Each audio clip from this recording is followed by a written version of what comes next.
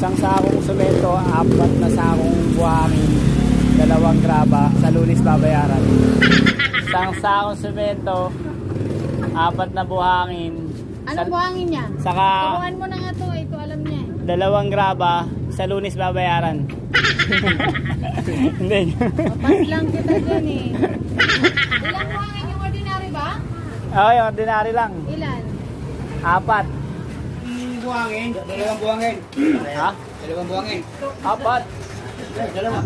Pagbalik nila, 2 buhangin nila, saka isang graba. Okay, sige, sige. Ayan ang mga pwedeng materyales dahil tayo magbububong.